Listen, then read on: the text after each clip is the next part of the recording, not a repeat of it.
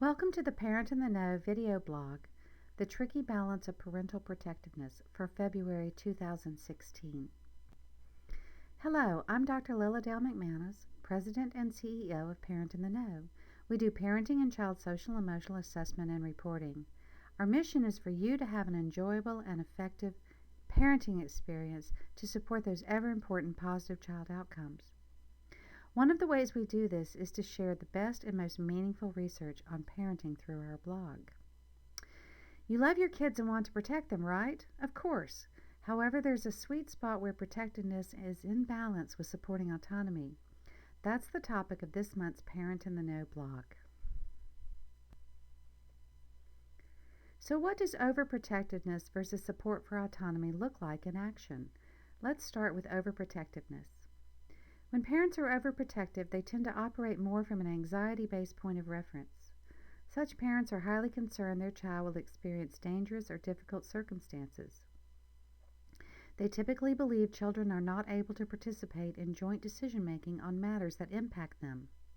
This leads the parent to believe they must make all the decisions or do most tasks for the child so that no unpleasant outcomes occur. Overprotective parents are warm and responsive to their children. However, they are psychologically controlling and are therefore low on supporting the autonomy of the child. Autonomy is one of the most essential elements of good functioning in children. It means having healthy, appropriate independence. It is both fostered by and needed for self-reliance.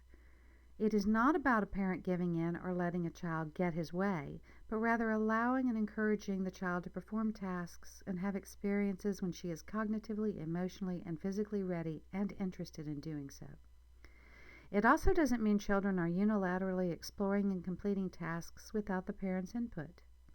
Parents who support autonomy have a balanced view of protectiveness and set appropriate limits based on their child's maturity level. When it comes time to make decisions, they engage in conversation based on reasoning.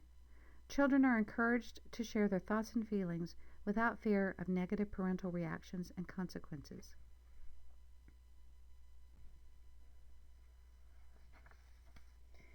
How do these different parenting philosophies impact a child?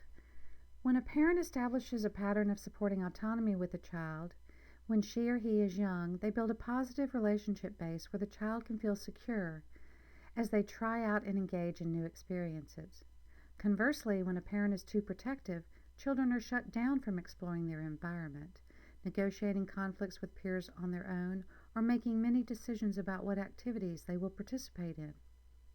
These children are typically unable to develop self-reliance and a healthy sense of efficacy, which is the belief one has the skills needed to be successful at various tasks. Further, such children also are less likely to discover what they like to do and what they're good at, which can lead to greater difficulty having direction and commitment in adulthood. When parents support autonomy, on the other hand, this gives children confidence and fosters the development of a healthy sense of self, including self-reliance and a high sense of efficacy. The relationship between child and parent stays positive and connected as well. This is related to better adjustment throughout childhood and adolescence. Being autonomous also promotes resilience, which is the ability to overcome hardship, adversity, and stress by bouncing back and being able to land on the side of positive outcomes. Decades of research show having a strong and meaningful connection with at least one adult makes all the difference. When this adult promotes autonomy, a positive self-view, and self-discovery, along with empathy for others, this helps build a resilient child. So does all this mean not being protective at all? If a child is being raised in an environment or has a condition, medical or psychological, that poses legitimate threats to his or her safety, higher protectiveness is warranted by the parent and associated with better child outcomes. Further, this is not to be confused with aspects where attention to safety is important, such as children wearing seatbelts or a bike helmet. Past this, a moderate and appropriate degree of protectiveness, while paired with appropriate support for child autonomy, enhances the closeness of the parent-child relationship. This is because the parent is very much present in the child's life, but isn't exclusively running it. It indicates to the child acceptance for who they are as unique, competent individuals and provides the best environment for learning skills in all the domains of physical, cognitive, and social emotional development.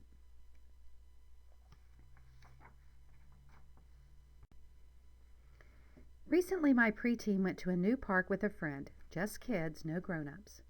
After she'd been there a couple of hours, I sent her a text asking how's it going, to which she replied, good.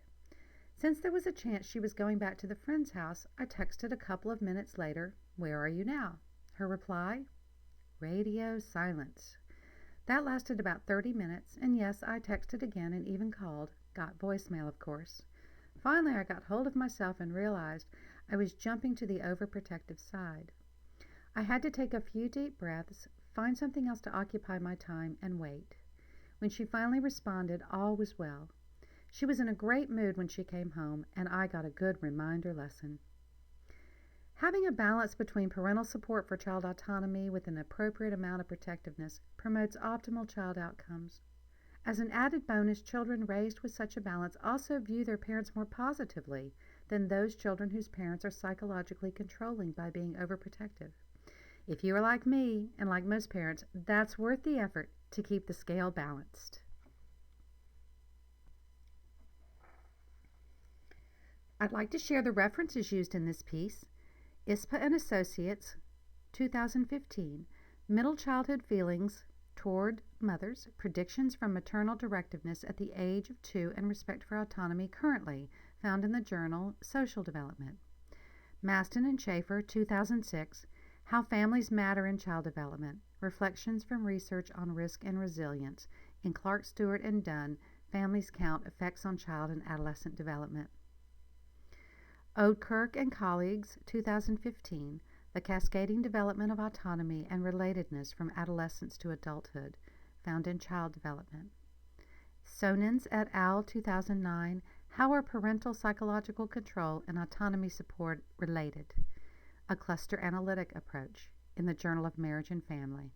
And Unger, 2009, Overprotective Parenting, Helping Parents Provide Children the Right Amount of Risk and Responsibility, in the American Journal of Family Therapy. And you can find the written version of this blog post at parentintheknow.com/the tricky balance of parental protectiveness. I'd like to tell you a little bit about Parent in the Know. We specialize in parental role and child social emotional research-based assessment and reporting for parents of preschoolers through adolescence. Among many others, areas specifically assessed are overprotectiveness and support for child autonomy in the parental role assessments, and areas related to resilience, such as responsibility, assertion, engagement, empathy, and social, school, and activities competency in the child social emotional assessments. If you're interested in knowing where you fall on the continuum of parenting wellness, and if you'd like to know how your child is doing with regard to social emotional wellness, I invite you to learn more and get started at parentintheknow.com. If you are a counselor, therapist, or parent educator who would like to include assessment in your practice through us, please visit the partner program on our website to learn more. Thank you so much for taking the time to view this video blog. We hope you found it informative and useful and that you'll share it with others. And be sure to follow Parent in the Know on social media as we highlight and discuss the best new research about parenting.